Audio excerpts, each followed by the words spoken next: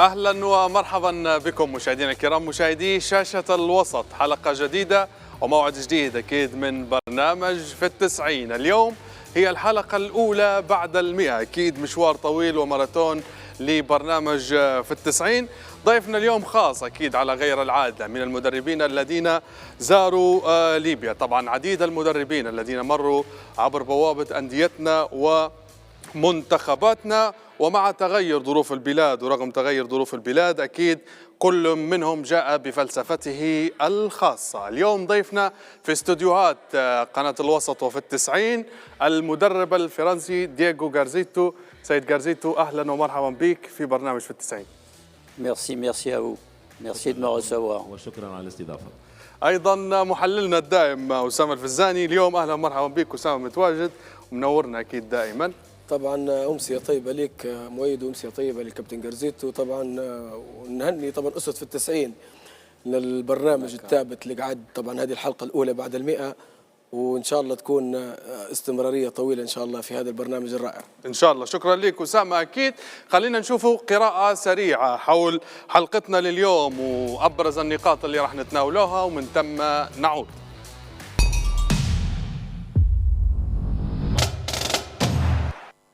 على مدار تاريخ كرة القدم الليبية زار دورينا عديد المدربين الأجانب، وفي آخر السنوات ورغم ظروف البلاد الصعبة كان الفرنسي الأصل والإيطالي المولد دييغو غارزيتو قد مر على فرقنا عبر بوابة الاتحاد.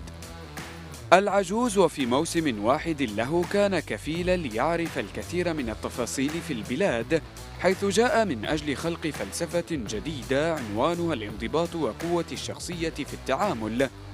غارزيتو الذي عاش عديد التفاصيل يظهر بعد غياب تجاوز العامين عبر برنامج في التسعين.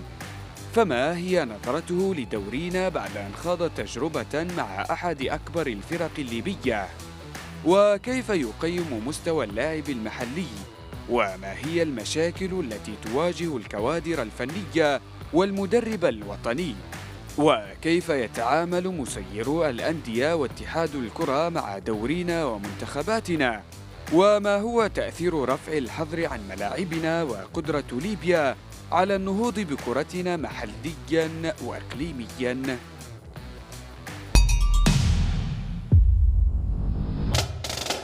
أكيد اليوم موضوعنا حول تجارب عدد من اللاعبين المدربين الأجانب في ليبيا. حنناقشوها أكيد وحنتعرفوا على وجهة نظر أحد المدربين الذين لهم بصمة في أفريقيا على وجه الخصوص، وتحديدا في مازيمبي وأيضا في الهلال والمريخ السوداني ومؤخرا في الاتحاد وغيرها من هذه الفرق. سيد غارزيتو، اليوم أنت ضيفنا من أجل أن بداية تصافح جماهير الاتحاد وجماهير الكرة في ليبيا بعد غياب عن الظهور أكيد، وأيضا حتى عن التواجد في ليبيا.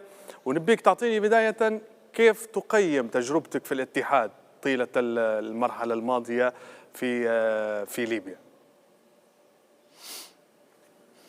Eh bien, bon, je pense que avec Tony, on a été très heureux de travailler ici. كنت جد مسرور أنا وابني توني بالشغل مع الاتحاد. On a trouvé des installations qui étaient dignes d'un bon club professionnel. وجدنا منشآت رياضية كبيرة جدا وتضاهي أقوى الجمعيات العالمية. Les dirigeants étaient avec nous très, très sympas et puis ils nous ont laissé travailler comme on avait envie de le faire.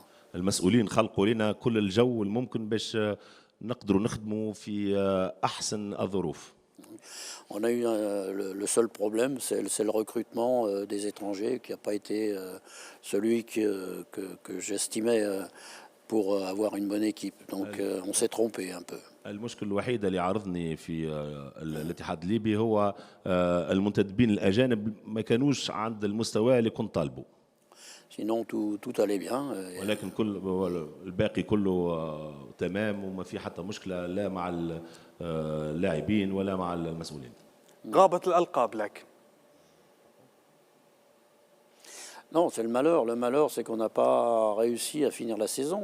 Bon, il y a eu cette période à Benghazi qui nous a coupé l'élan, quoi. هذا الاشكال الكبير، يعني لم نقدر على مواصله الموسم، خاصه الاشكاليه اللي اعترضتنا في بنغازي. Voilà, donc du moment où on ne pouvait plus s'entraîner normalement, bon, après c'est devenu difficile de continuer à travailler, quoi. بعد مباراة بنغازي لم نعد نقدر على التمرين العادي، ويعني المباراة كانت سبب في إنهاء مشوارنا مع الفريق الليبي. Voilà, il faut savoir que ce malheur nous est arrivé. Plus personne, les joueurs ne voulaient plus jouer à Benghazi, quoi. بعد هذه الحادثة ما في حتى لاعب كان عاوز يعاود يرجع لبنغازي ولا يلعب في بنغازي. Voilà. طيب الامكانيات، هل كانت امكانيات عشتها من قبل او لمستها في تجاربك الاخرى اللي كانت في افريقيا زي مازيمبي، زي الهلال، زي المريخ؟ ايضا خامه اللاعبين اللي كانوا موجودين عندك، خصوصا اللاعبين الليبيين اقصد هنا. Bon, il est clair qu'à Mazembe, il y avait déjà un groupe qui était là, puisque à Mazembe, j'ai été en 2004 et je suis revenu en 2008 avec pratiquement les mêmes joueurs. في مازامبي حالة فريدة، يعني المجموعة هي نفسها لما شفتها في 2004 و2008، يعني لا نستطيع المقارنة مع مازامبي. Et avec eux, donc j'avais eu le temps de travailler. Hein, et en 2008, donc quand je suis revenu, bon, 2009, on a eu cette Champions League. Ok. يعني لما رجعت المرة الثانية في 2008 لقيت الفريق جاهز وكملت، أعطوني الوقت باش نحضر معاه، خلانا الشيء اللي خلانا نرفعوا رابطة الأبطال الإفريقية. La deuxième année, même à Mazembe, avec une ou deux recrues de plus, on a été encore loin, hein, puisqu'ils ont gagné la Champions League, même si moi je suis parti au mois de septembre, donc 6 semaines avant la finale, c'est mon travail qui a payé pour l'entraîneur qui est arrivé. حتى في السنة الثانية في تيبي مازامبي، رابطة الأبطال الثانية اللي كسبوها كانت يعني من شغلي أنا، يعني أنا رحت ستة أسابيع قبل لعبة النهائي لرابطة الأبطال، يعني هذه حتى الكأس هذه أنسبها إلى نفسي. Ce qui veut dire que quand on arrive dans un club, on ne peut pas avoir des résultats automatiquement de suite. Il faut laisser le temps au temps. Hein, et je pense qu'à l'Itihad, si j'étais resté 2-3 ans, on aurait pu faire quelque chose d'intéressant. لم ينقصني شيئا في نادي الاتحاد إلا الوقت، يعني لو أعطوني أكثر وقت وأكثر مدة لم ينقصني شيء حتى أحقق نفس الألقاب اللي حققتها مع مازامبي. Est-ce qu'il a compris? Hein? Il a compris la question. Hein? البنية التحتية كانت مساعدة وملائمة، ومرافق النادي، ملاعب، أيضا الملاعب اللي تخوض عليها في المباريات، أقصد في ليبيا، هل كانت مناسبة وممكن إمكانياتها مشابهة للدول اللي عملت فيها الأخرى؟ Bon, et je vais le faire rire peut-être. Hein? الآن بالجواب تاعي. À Mazembe, je m'entraînais sur un terrain qui n'était pas un terrain de football. Hein. في مازامبي لم يكن لنا ملعب كرة قدم للتمرين يعني. Hein. J'avais un terrain de 60 mètres par 40. يعني كان عندهم ملعب فيه 60 متر على 40. Avec 35 joueurs, donc il fallait faire 35 deux لاعب، groupes. يعني مجموعتين يقسمهم عشان يدربهم. Alors aucun, il y avait rien. Rien. لم يكن شيئا لهم في مازامبي، يعني اللي تشوفوه في ليبيا شيء كبير مقارنة بمازامبي. En Libye, on arrive, il y a un stade, il y a un centre, il y a quelque chose de correct. Et là, يعني on était content. في ليبيا كنت سعيد جدا لما لقيت ملعب ولقيت مركز تدريبات، حاجة يعني لم أكن متعودا بها في الملاعب الأفريقية الأخرى. Avant, c'est vrai que bon, en Algérie, bon, c'est pareil que là. Hein. Il y a des bonnes infrastructures, puisque j'ai fait 2 ans aussi en Algérie. Mais à l'Itihad, a des belles infrastructures pour réussir. يعني شفت نفس المرافق يعني تقريبا في الجزائر لما خذت تجربة بسنتين، لكن اللي نجم من اليوم من أكد وكونه في الاتحاد كل شيء كان مضمون من أجل النجاح. Maintenant, il faut que tout le monde ait de la patience. Malheureusement, Ils l'ont pas, puisqu'ils veulent gagner à chaque match et puis avoir des joueurs à fond. On ne peut pas réussir tout de suite. Il nous faut du temps pour travailler. لكن نقصني الصبر في طرابلس، يعني مش ممكن كل يوم نربح، مش ممكن كل يوم ناخذ 3 نقاط. يعني لو اعطوني اكثر وقت واكثر اريحيه كنا نحققوا نتائج احسن من اللي حققناها. Ça veut dire qu'aujourd'hui, Al-Ittihad est devant Mazembe en infrastructure. يعني لو اخذنا البنيه التحتيه بتاع الاتحاد، فالاتحاد بعيد جدا على مازامبي في البنيه التحتيه. Ok. Bon, maintenant, Mazembe a fait son stade, construit un stade et a construit un centre de formation avec 2-3 terrains. Maintenant, c'est bien. Mais avant, il n'y avait rien. لكن مازامبي حسن من المنشآت بتاعه في السنوات الأخيرة بملعبه الخاص وبالملاعب التمارين، لكن قبل لما كنت أنا مدرب في مازامبي لم يكن هناك شيئا. طيب نسمعه اليوم هو ديربي آخر كنت في الاتحاد كمدرب وكان أسامة الفزاني لاعب في الأهلي طرابلس. اليوم ربما ديربي في استوديوهات في التسعين. أسامة، سمعت كلام سيد جارزيتو، تكلمنا كمدخل كبداية على حوار تجربته وغيرها، لكن اليوم جارزيتو ربما فاجأنا وفعلا قال لي لما حنجاوبك على موضوع البنية التحتية تحديدا حتضحك. قال ما وجدته في الاتحاد في تلك الفترة ما كانش موجود في مازيمبي اللي حققت معه دوري أبطال إفريقيا. شوف يعني المدرب الأجنبي احنا لما يجي سواء لشمال أفريقيا أو أفريقيا يعني دائما ما يبحث على الانتصارات ويبحث على البطولات، ومرات يكون مرات حتى مش حبه في الأندية، حبه إنه هو يدير سي في كويس باش يكون مثلا بالذات المدربين اللي يجوا من أوروبا لأفريقيا ولا شمال أفريقيا تلقاهم كثير بتحطوا على البطولات، يبحثوا عن الفرق اللي تكون عندها لاعبين مميزين، وأحيانا يقوم بجلب لاعبين حتى هو باش يساعدوه في البطولات. لكن بصراحة يعني أنا تفاجأت من الكلام اللي قال الكابتن جارزيتو أن البنية التحتية في ليبيا تكاد تكون جيدة جدا على مازيمبي، لكن تفرق في عوامل تقدر تساعد المدرب أنه هو يقود فريق ويكون في الشامبيونز ليج. الاستقرار بدرجة كبيرة أول شيء الاستقرار، وبعدين حتى البنية اللعب الأساسية، بعدين اللياقة البدنية تختلف من شمال أفريقيا إلى أفريقيا. طبعا تعرف أنت أدغال أفريقيا واللاعبين الأفارقة كيف عندهم القوة الجسمانية وعندهم العامل البدني قوي جدا.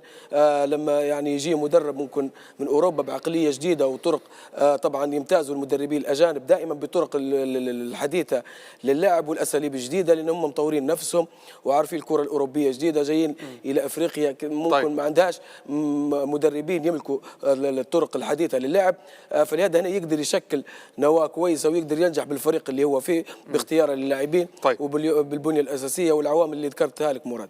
طيب سيد جارزيتو، خامة اللاعبين والفوارق اللي تكلم عليها أسامة، الفوارق البدنية وأيضا الفنية والمهارية، كيف تقيمها بين اللاعب اللي في ليبيا وفي شمال أفريقيا وبين اللاعب اللي ربما في أدغال أفريقيا؟ هل في فوارق؟ Alors, il y a une différence, c'est sûr. Les Libyens ont une culture technique, la technique intéressante. فيه فرق كبير، يعني لما تتحدث عن اللاعب الليبي تتحدث على ثقافة تقنية كبيرة جدا يعني.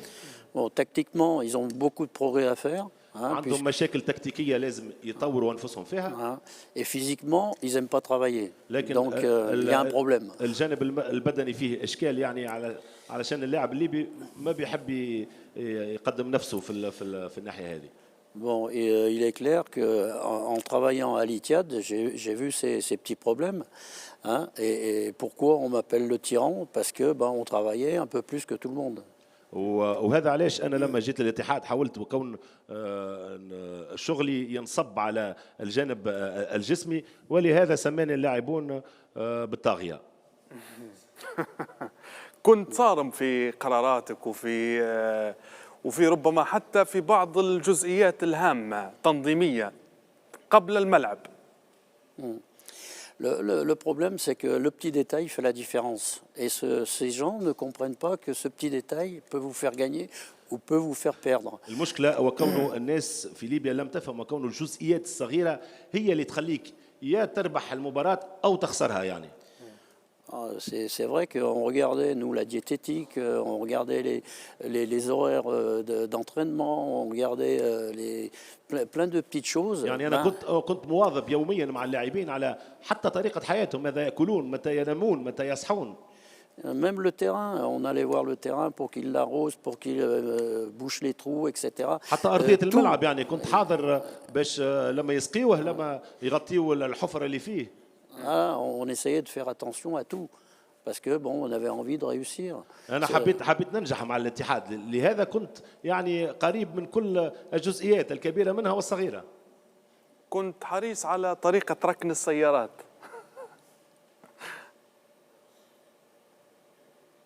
C'est vrai. C'est vrai, j'avais fait des parkings, il fallait se garer comme on avait fait les parkings pour avoir beaucoup de place. Pour les سطرت voitures. مستودعات يعني في المركز، وقلت لهم، طلبت منهم يكونوا يحطوا سياراتهم في الاماكن المحدده لهم. Ouais. Bon, c'est des petits problèmes, ça. جزئيات يعني تعمل الفارق من بعد. طيب، في مشاكل صارت، في محبين كتر لجارزيتو في ليبيا وفي الاتحاد، وفي مناهضين او غير محبين لجارزيتو، ربما لصرامتك وقوة شخصيتك تراها، أما الأسباب؟ Premièrement, je suis un entraîneur passionné. اولا انا مدرب شغوف. Ok. Donc, si vous avez la passion et l'amour de votre travail, vous regardez tout ce qui se passe et tout ce qu'on peut améliorer. يعني انا اولا ممرن شغوف، يعني لو عندك الشغف وحب العمل اللي تعمل فيه مش تروح تشوف كل الجزئيات. Lorsqu'on travaillait mal, j'étais pas content parce que je sais que ça allait peser sur les matchs qui allaient arriver. Donc c'est vrai que j'étais un tyran.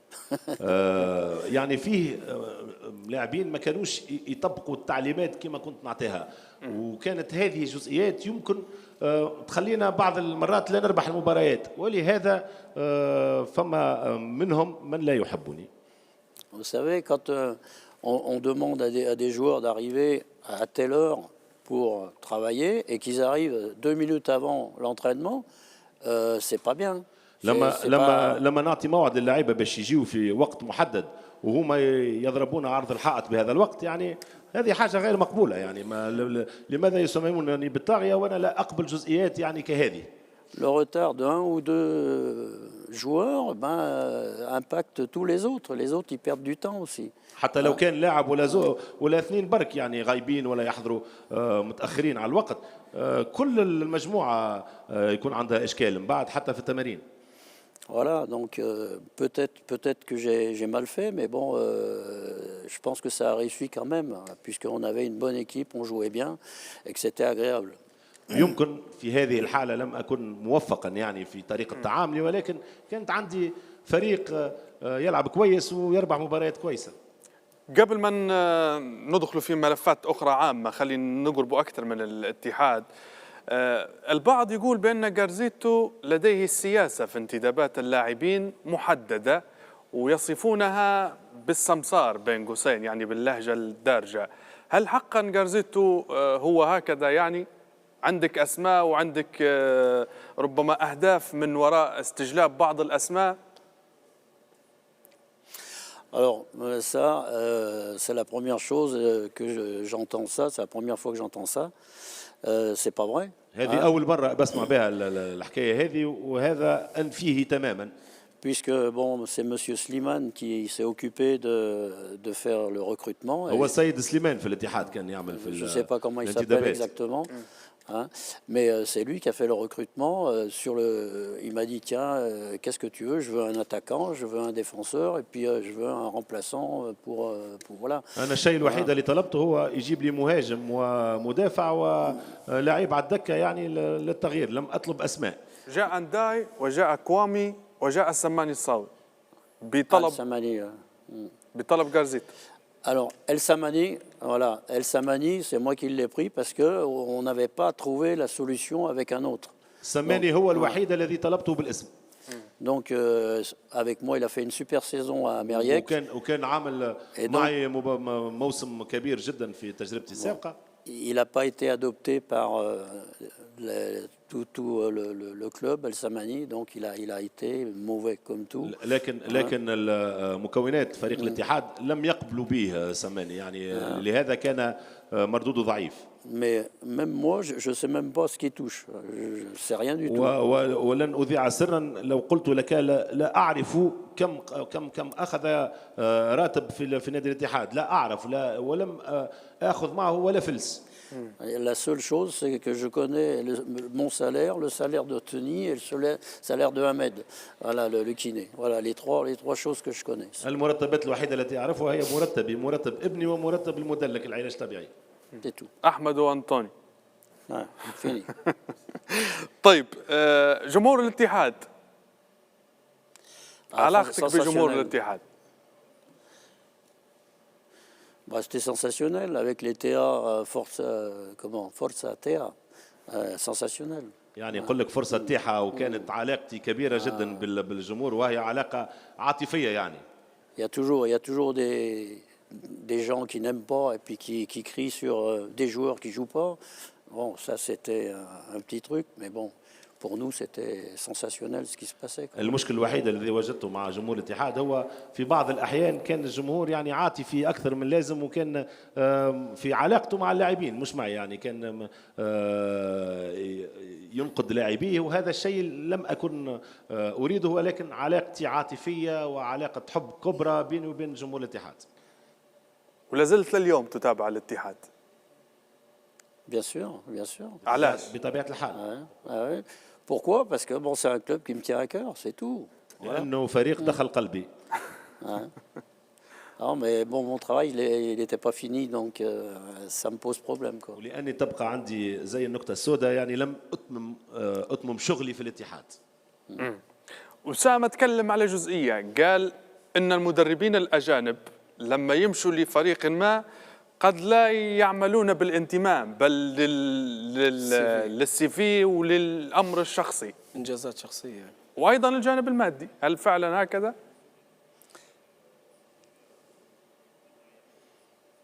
Non.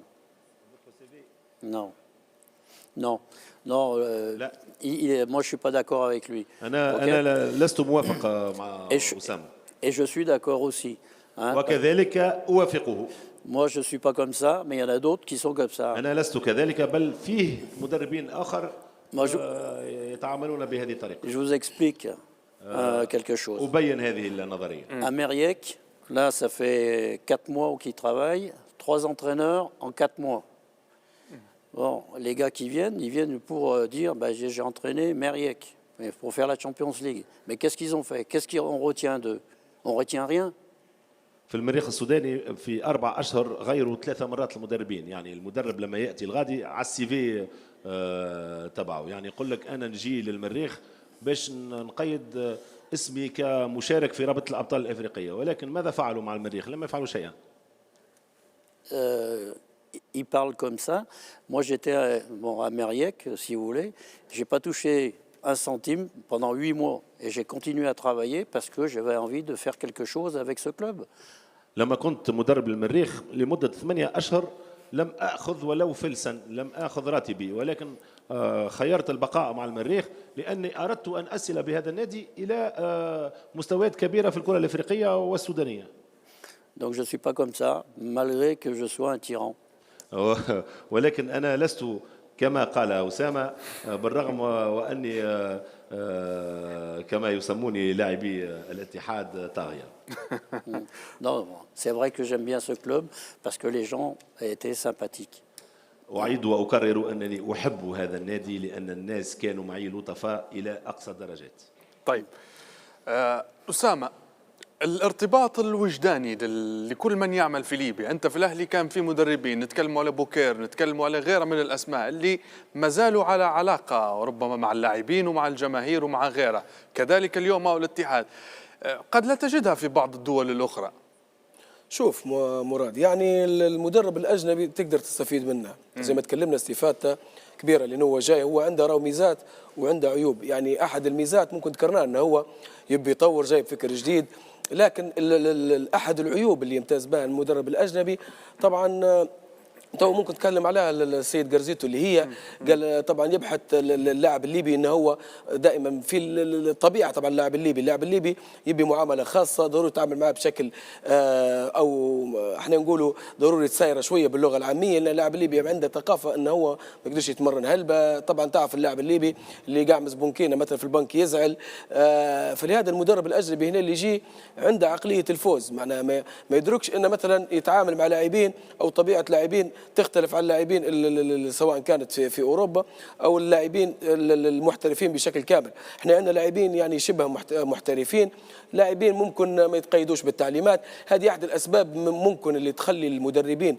بعض المدربين مش كلهم الاجانب اللي يجوا لليبيا وممكن فشلوا مع الفرق، لكن في مدربين نجحوا. عندنا بوكير، عندنا في برانكو، وفيها نور الدين الساعدي، في مثلا اوتكار دوليتش، برادلي، محسن صالح مع المنتخب، فوزي البنزرتي كذلك نجح، كليمنتي، يعني كليمنتي كذلك، حتى فوز البنزرتي، حتى يعني برسليني، يعني عده مدربين نجحوا لانهم هم عرفوا طبيعه وعقليه اللاعب الليبي. لان اللاعب الليبي ممكن ما العقليه نتاعها مش حتكون مثلا بالشكل الكبير انه هو محترف بالشكل الكبير، لكن العقليه تختلف شويه على عقليه اللاعب المحترف بشكل كامل. لكن الفوارق ربما نتكلم عليها في المشاكل. في فترتكم انتم كان في لعب باستمرار وكان في دوري منتظم وغيره، لكن الان لا، ما هو تكرر السيد تكلم على عقليه، وبالدرجه هو على عقليه تكلم، قال اني حاولت نتبعهم حتى في حياتهم الخاصه، اكلهم شربهم نومهم، هذه صعبه في عقليه اللاعبين. كانوا زمان هيك بنفس الطريقه، مش بنفس عاصرت مدرب بنفس الفكره اللي تكلم طبعا عليها. طبعا كان فوز البنزرتي، كان كذلك بوكير. اول سنه اول ما جاء فيها بوكير كان صارم جدا جدا، كان يعني ضروري تلتزم حتى بالاكل بالنوم بالشرب، يعني نفس الشيء فوز البنزرتي. يعني في عده مدربين يعني يمتلكوا الشخصيه قوية، فلهذا احنا المشكله فينا احنا. لا، هي المشكله في عقليه اللاعب الليبي. يعني حتى انا كنت واحد منهم. اللاعب الليبي ما يتحملش الضغط بشكل كبير، ضروري انك انت تسير شويه، يعني ما مش محترفين بالشكل الكامل، عندنا الشبه الاحتراف. فلهذا هنا في بعض المدربين يصطدموا بالواقع اللي موجود على الارض اللي هو اللاعب الليبي. فلهذا هنا ممكن تكون الاخفاقات لبعض المدربين، وفي اللي نجح انه هو يعني يعرف كيف يتعامل مع اللاعب الليبي ويحتويه احتواء كامل. طيب سيد جارزيتو، قبل الفاصل نبي نسألك، خارج الملعب وخارج أوقات التمارين كيف عشت تلك الأيام في ليبيا وفي طرابلس تحديدا، مع من يقول بأن هناك ظروف أمنية كانت صعبة، ممكن البعض يرفض لهذه الأسباب، بينما أنت كنت منسجم، ذهبت حتى للأفراح. Oui, c'est vrai. نعم ذهبت للأفراح. J'étais bien accueilli. استقبلت استقبال كبير. Je suis parti avec des dirigeants manger des pizzas, رحنا كلينا بيتزاريا، رحنا Non, mais moi j'ai jamais eu peur. لم أخف يوما في طرابلس. La seule fois, c'est quand on m'a mis une mitraillette devant moi, quoi, c'est tout. المرة الوحيدة لما شفت رشاش حقيقي قدامي وقتها خفت، أما الباقي ما خفتش. تلك الحادثة استثناء ولن تشاهدها أكيد. J'espère, hein, parce que sinon. أود أن لا أعيد تكرار تلك الحادثة. Non, mais bon, ça c'est un. الأكلة الليبية اللي ربما أعجبت بها، في الأكلة معينة، كسكسي، بازين، بكبكة. Bon, je pense que les Libyens ou Tunisiens, c'est le couscous, hein. Bon. تخيل في ليبيا ولا في تونس فيه الكسكسي يعني. Non, mais on mange bien, il y a pas. ناكل كويس في ليبيا، ما فيش حتى مشكل. On n'a pas eu de problème. لم نجد ولم تعترضنا أي مشكلة للأكل، لم نخف يوما. Non, on avait des installations, on avait un bus qui roulait bien. منشآتنا كانت طيبة، كانت عندنا باص يحملنا يعني حاجة. Les fanatiques qui nous suivaient de partout quand on allait. جماهيرنا تتبعنا وين ما نروحوا، يعني ما نخافوش معنا جماهيرنا. On a vécu une année extraordinaire. عشنا سنة خارقة للعادة. Malgré ces problèmes. بالرغم من بعض المشاكل اللي حكينا عليها. هناك من غير وحبب جارزيتو في العمل وفي القدوم إلى ليبيا، وغير الفكرة قبل القدوم، أكيد في أشخاص.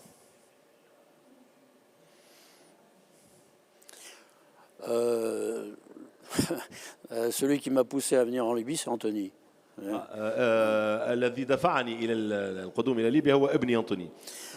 Pourquoi? Parce que bon, ça faisait 8 mois qu'on n'était pas payé à Mériec. Et il dit maintenant il y en a marre, il faut qu'on parte.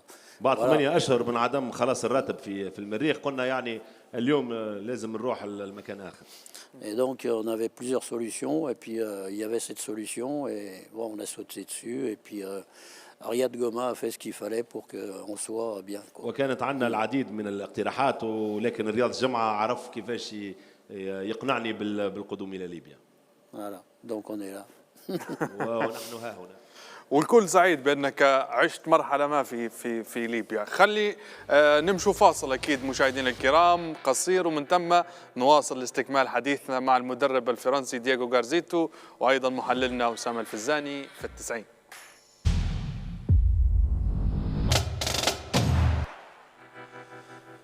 رجعنا اكيد بعد الفاصل مشاهدينا الكرام، ونواصل حديثنا مع المدرب الفرنسي دييغو غارزيتو وتجربته في ليبيا اكيد ونظرته لكرة القدم ودورينا على وجه الخصوص.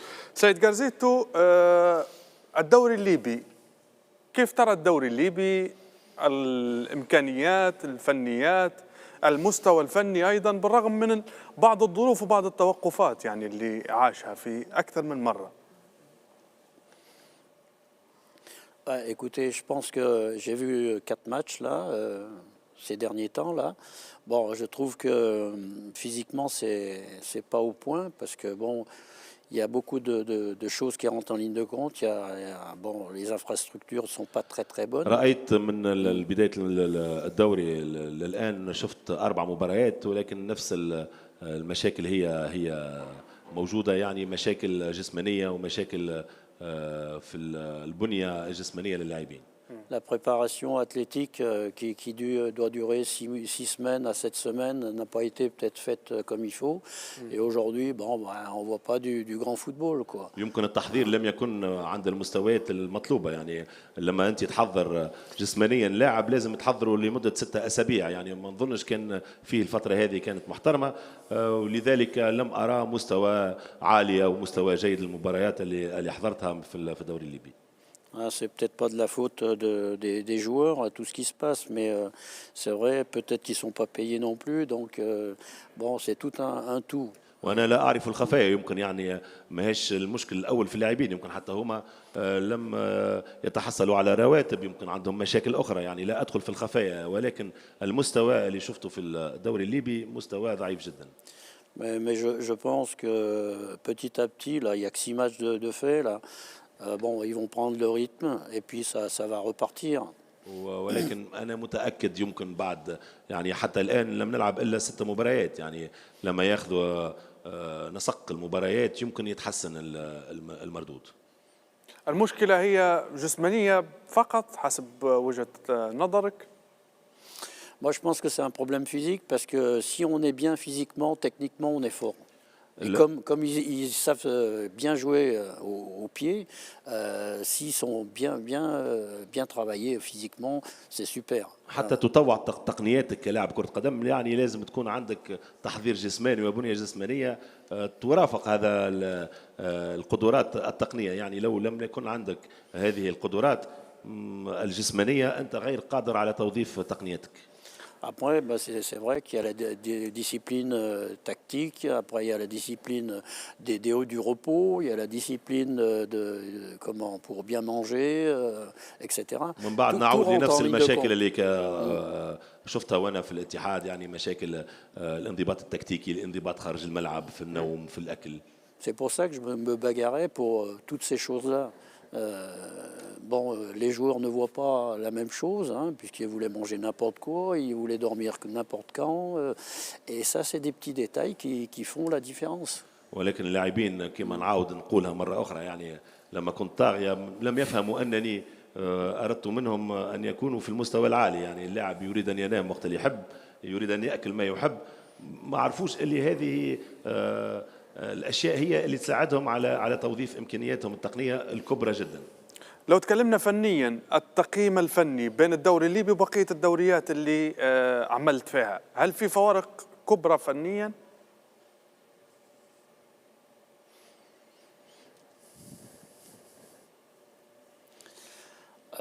techniquement, c'est pas mal. Hein, ça joue bien, il y a quelque chose, mais c'est trop lent. On prend le temps de chercher la bonne passe, alors qu'on devrait déjà voir ce qui se passe à côté. الفارق الوحيد بين الدوري الليبي والدوريات الأخرى هو البطء، يعني فيه بطء كبير جدا في أخذ المبادرة، فيه بطء في التمرير، فيه بطء في التحرك في الملعب. Et ça vient souvent du terrain, parce que bon, le terrain, il n'est pas tellement bon, donc on est obligé de bien contrôler, le bon contrôle orienté pour jouer. Donc, يمكن هذه زاد فيه في بعض الملاعب فيه مشاكل تاع أرضية، يمكن من هذا جاي هذا البطء. طيب أسامة، شو رأيك في كلام السيد جارزيتو حول دورينا ومستواه والفوارق اللي بينه وبين الدوريات اللي عمل فيها الأخرى؟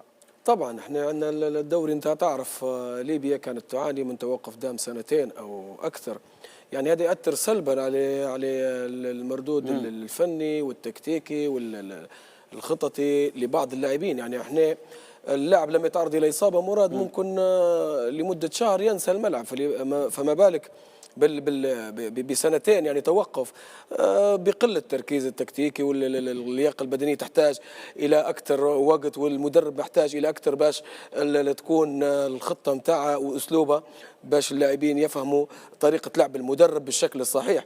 فلهذا الدوري الليبي الان يعني 6 أسابيع ممكن كل فريق لعب 6 مباريات ومش بالشكل الكبير. لاحظنا الفروقات الفنيه، لاحظنا حتى الارضيه كذلك، يعني ما تساعدش على التمريرات القصيره المميزه اللي يمتاز بها بعض زي ما قلنا احنا الدول المجاوره اللي عندها ملاعب وبنيه تحتيه كويسه.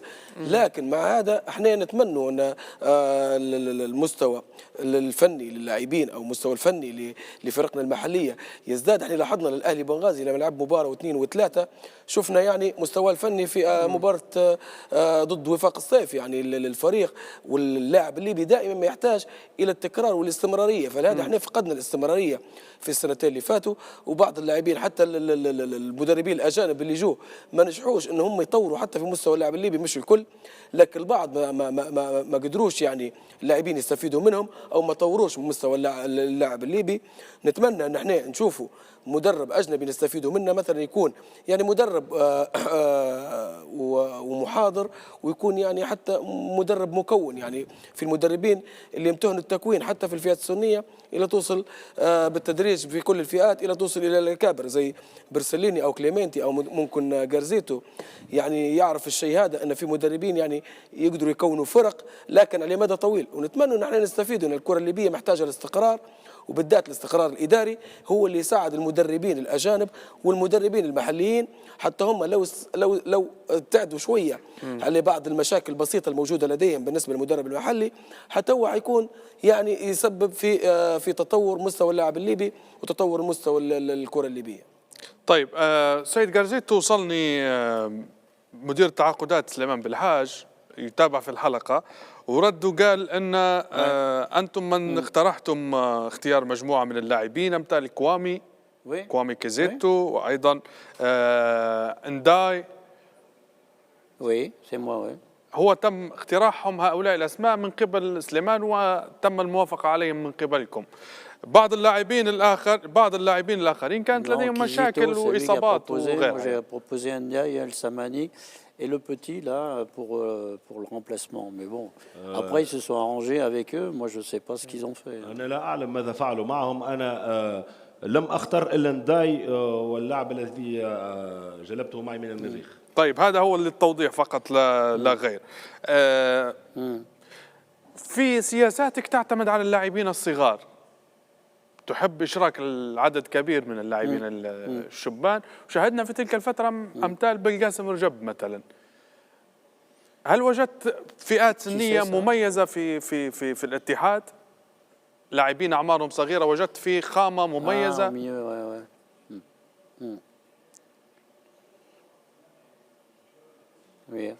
Oui. Bon, à l'Etihad, il y a Mouad Issa qui est bon.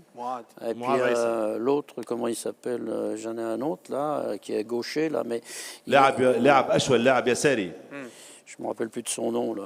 نسيت اسمه، لاعب يساري صغير في السن. Je me rappelle plus. الاتحاد. Mais il y en a un autre. عمران. Voilà, ça c'est des bons joueurs. هذم لاعبين كويسين يعني. Malheureusement, il faut les quadriller, faut لكن ينقص التأطير، لازم faut leur التأطير، apprendre parce que bon, لازم يتعلموا فلسفة الكورة. Mouad, il a besoin de quelqu'un qui lui dise il faut faire ci, il faut faire ça. Pareil pour Amran.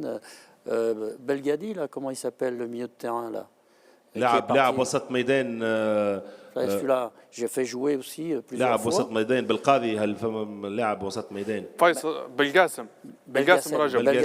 Belgassem. Ça, c'est des bons joueurs. Ils ont un avenir أيضا devant لاعب eux. ممتاز، Voilà, عندهم مستقبل Et, كبير. et ces garçons avaient envie de travailler. وهذا من اللاعبين القلائل اللي كانوا يحبوا يخدموا يشتغلوا معي، يعني كانوا يقبلوا تعليماتي. Il y avait un arrière gauche فيه un peu bronzé qui était très bon à باك Al-Hilal, ايسر اسمر à l'Ittihad. في Très bon, الاتحاد، très bon. ظهير ايسر اسمر اللون. مهدي الهوني. Je sais pas, mais moi j'allais voir un peu les jeunes et puis je trouvais qu'il y avait مهدي deux, trois المصري. bons. مهدي المصري تقصد. مهدي الهوني. Comment الاريير جوش. اللاعب الظهير الايسر تقصد المهدي De couleur, الهوني ouais, noir. Ouais. او Ouais. طلال فرحان. Bons joueurs, les bons joueurs. Il y a plein de هو bons لا يعرف joueurs. الاسم يعني. Mais il faut avoir le courage de les mettre aussi dans l'équipe et puis قال de les انا faire travailler. كنت اذهب لاتفرج على الفئات السنيه والعمريه، ولكن لازم يكون عندك الشجاعه لتشريكهم في المباريات الكبرى. Beaucoup d'entraîneurs n'ont pas le courage de mettre des jeunes. Et الكثير من المدربين لا يملكون هذه الشجاعه. Voilà. طيب في مثل هذا اليوم 18 مارس 2018 خرجت من سباق الكونفدرالية أمام أكوا النيجيري مع الاتحاد Bien. قبل تقريبا 3 سنوات من الآن. كان هناك ربما في من تحدث عن ظلم تحكيمي واضح، أو هو واضح مش في من تحدث، هو كان هناك ظلم واضح للجميع. مباراة الذهاب تمت بفوز فريق الاتحاد بهدف دون مقابل، وفي العودة انتهت بركلات الترجيح. كواليس هذه المباراة. Bon, les coulisses de ce match, on était censé être l'équipe qui devait défendre et en fait on a attaqué et sur les premiers instants on a marqué un but extraordinaire sur une phase de jeu qui avait été faite à l'entraînement. On ne voit pas pourquoi ils nous sifflent leur jeu, donc il y a un but في extraordinaire. اهم كواليس في هذه المباراه كنا نحن يعني كان منتظر من الاتحاد وكونه يلعب الدفاع، لكن نحن بادرنا بالهجوم وسجلنا هدف من اروع ما يكون في اول اللحظات، خاصه انه كون على عمليه كنا اشتغلنا عليها في التمارين، يعني يحكي على هدف طلال، ولكن الهدف الغي بتسلل وهمي غير موجود. Et à 10 minutes de la fin, on perdait 2-0. Donc à 10 minutes de la fin, on se présente à deux devant le gardien. Il y a un défenseur qui était au sol. On marque le but. Il n'y avait pas hors-jeu. Et il signale hors-jeu. C'est une frappe de 30 mètres, de 25 mètres. 10 دقائق قبل نهايه المباراه يعني زوز لعيبه من الاتحاد يتواجدوا بمفردهم امام الحارس، وكان فيه مدافع نيجيري ملقى على الارض، يعني ما فيش تسلل، يسجل الهدف من 30 متر ويلغي الهدف بتاع التسلل وهو غير موجود.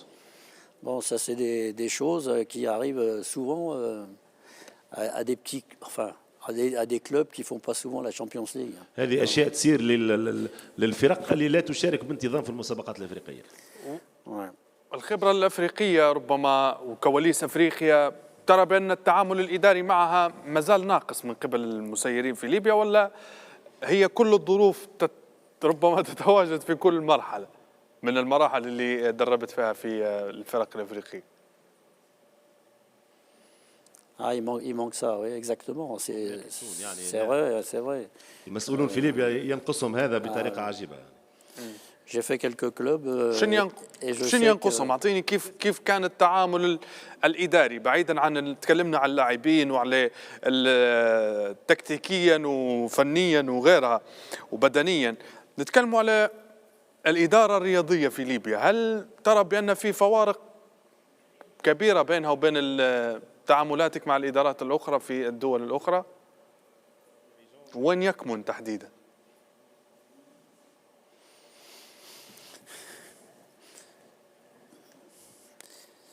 Bon, les dirigeants que j'ai connus, que ce soit à Mazembe ou ailleurs, il y en a qui sont à la CAF. Donc ils connaissent déjà pour les تواجد arbitres. المسؤولين يعني مثل المسؤولين مازامبي في الكاف في يعرفوا الحكام يعني مقربين للحكام. Et c'est eux qui désignent les arbitres. حتى Donc, هما كانوا من يحطوا الحكم الفلاني او الحكم الفلاني في المباراة في رقهم. et on savait que ces 2-3 arbitres, si vous les aviez, ils étaient avec vous. وكنا نعلم انه لو انت عندك في جرابك حكم او اثنين يعني كانت الامور اسهل. Donc ان ضروري ما تكون عندك مثلا نفوذ في افريقيا. qu'est-ce qu'il dit? Ben oui, il faut avoir de l'influence parce que vous faites manger. لازم النفوذ Vous faites يعني. manger. ولكن في الحالات المعاكسه لا تقدر على اخذ حقك في افريقيا لو لم يكن عندك نفوذ. Ah ouais. شنو رايك اسامه؟ طبعا كلام سليم، يعني لما تتعرض للظلم في افريقيا، احنا نعرفوا افريقيا ضروري تكون عندك يعني اداريا تعرف كيف تتعامل معها بالذات المباريات. يعني احنا دائما ما نقولوا مراد ان احنا عندنا لاعبين، وعندنا طبعا اللاعب الليبي يمتاز بالمهاره، عنده سكيلز عالي جدا، لكن ننسوا مراد ان يد واحده ما تصفقش. ضروري يعني في افريقيا بالذات تكون عندك العناصر المساعده الاخرى، تكون الشغل الاداري يعني يتغلب على الشكل الفني داخل الملعب. الشغل الاداري انك انت كيف تتعامل مع المباريات، تشوف التحكيم، تتعامل مع الحكم. يعني النفوذ في افريقيا ضروري ما يكون بالشكل الجيد. بالذات احنا هذا ما ينقص الكره الليبيه باش تنجح وباش توصل لمنصات التتويج في افريقيا. جارزيتو، شنو الخلطه اللي تملكها انت؟ شعار عملك، عنوان العمل او سياسه العمل واسلوب العمل لجارزيتو.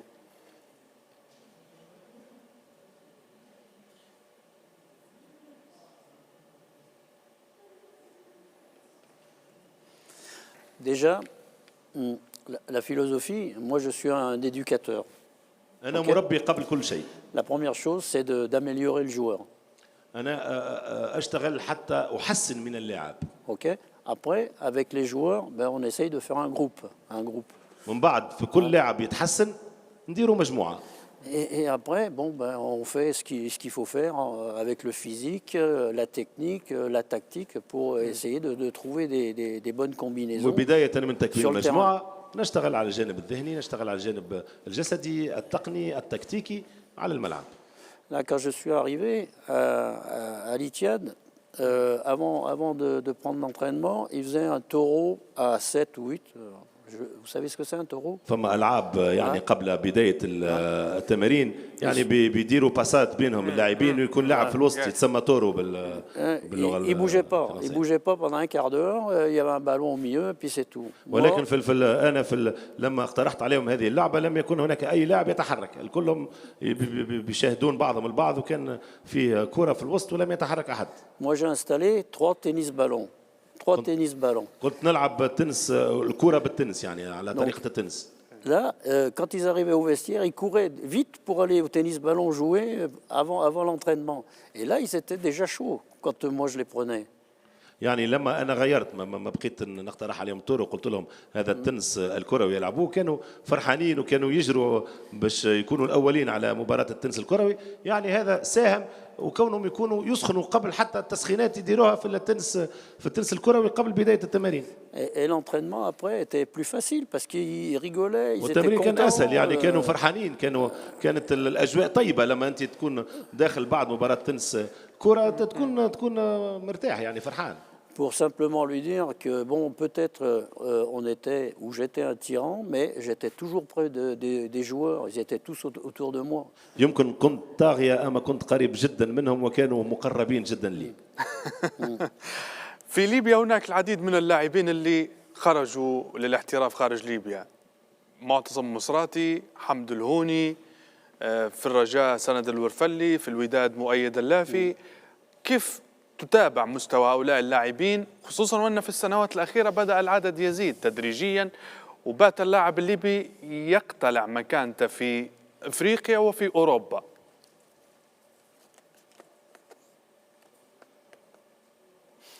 Bon, il y en a quelques-uns là, donc il y en a un au Portugal, il y en a في un لاعب à في البرتغال. l'Espérance. معتصم مصراتي À وحمد l'Espérance, الهوني. أما لاعب Misrati, ترجي ouais. تونسي.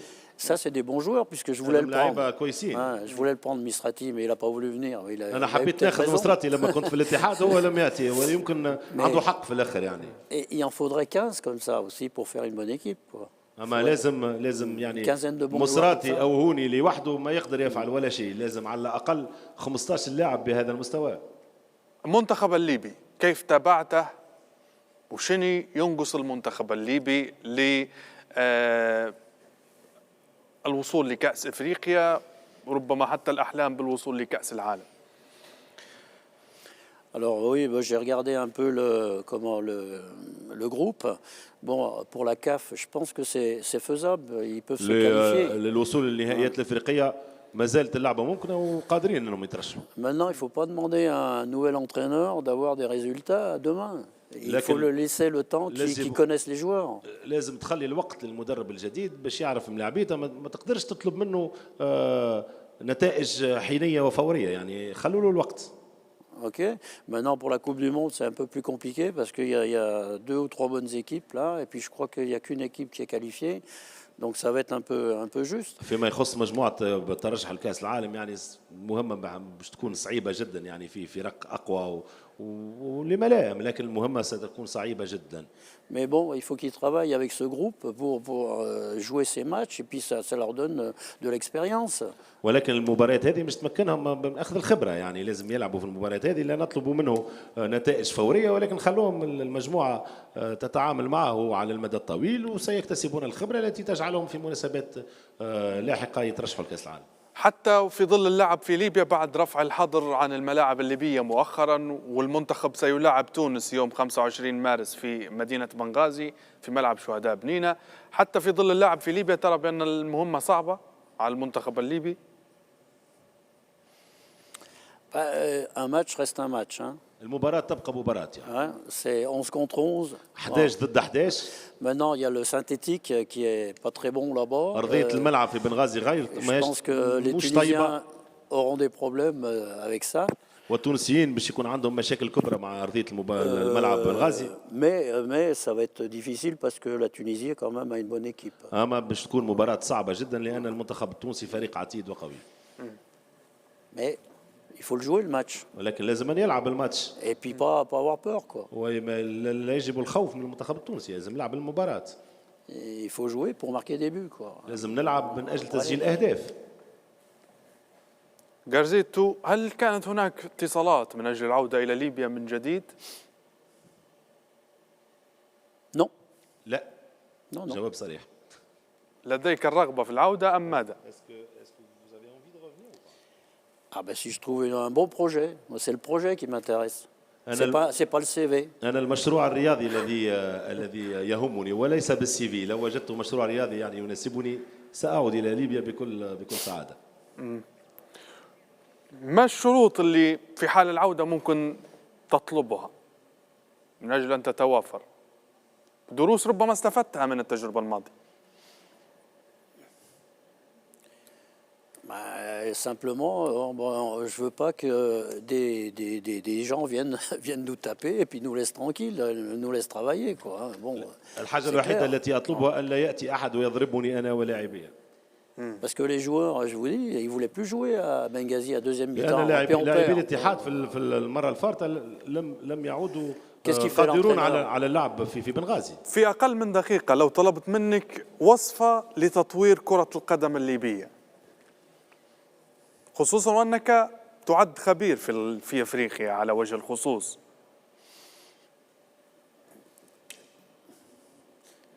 Dans, les infrastructures, il faut refaire tous les terrains comme il faut. Ça, c'est la première chose. إعادة أرضيات الملاعب في البنى التحتية. Après, je pense qu'il y a des bons joueurs, donc il faut des bons entraîneurs. فيه لاعيبة كويسين جدا، يعني لازمهم مدربين كويسين. Et trouver ces entraîneurs qui sont disciplinés et qui peuvent apporter quelque chose à toutes ces équipes. ولازم يأتي ممرن يعني بعقلية محددة حتى للنهوض بالرياضة في ليبيا، يعني لازم يكون ذا عقلية مثل السيد جارزيتو. Alors, il ne faut pas prendre des entraîneurs qui viennent pour le CV. لا يجب أخذ مدربين من أجل السي في. رسائل تود أن ترسلها إلى ليبيا للجماهير للاعبين اللي ملك علاقة به في ليبيا؟ شنو حابب تقولوا لهم اليوم من خلال هذا الظهور اليوم، وللبعض قد يفسر بأنه ظهور من أجل إعادة جارزيتو إلى ليبيا، وهذا ما لم يحدث.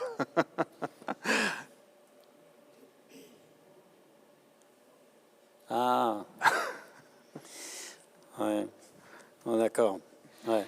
Donc, moi, avant de partir, bon, bah, je voudrais dire à Zabia أريد أن de le féliciter pour son أهنئ mariage. زعبية بزواجه. Hein.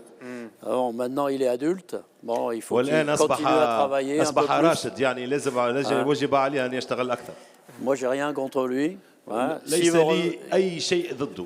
J'ai rien contre lui. Moi, les gars qui travaillent, ils jouent. Les gars qui travaillent pas, jouent pas. عندي أنا الناس اللي بتشتغل كويس في التمارين تلعب، اللي بيشتغل في التمارين ما بيلعب. أسامة، كلمة أخيرة في ختام الحلقة قبل ما ناخذ كلمة من جارزيتو. طبعا المدربين الاجانب اللي زاروا ليبيا زي معظمهم نجحوا، في اللي نجح وفي اللي ما نجحش، يعني هي تبقى تجربه. في مدربين عندهم فكر لتطوير الكره الليبيه، وفي مدربين زي ما ذكرنا ان هم باش انجازات او سي في وباش يكون يعني من فريق لاخر ومنتخب لاخر. نتمنى من المسؤولين على ليبيا تطوير الكره الليبيه، وباش ان شاء الله زي ما قلت لك وزي ما نقول دائما في السابق ان احنا باش نكونوا اقل شيء في منصات التتويج سواء افريقيا او عالميا، وان شاء الله يجونا ناس يطوروا لنا الكره الليبيه ان شاء الله، نتمنى ذلك. ما نتكلمش الفرنسية، لكن بنقول لك ميرسي بوكو مستر جارزيتو على ظهورك اليوم وخصيتنا بهذا الحوار، شكرا لك. Je vous remercie de m'avoir أشكركم على الاستضافة. شكرا لك. Ok. Et bonjour à tous les fanatiques de. وأود أن أسلم على كل محبي الاتحاد في طرابلس. شكرا لك.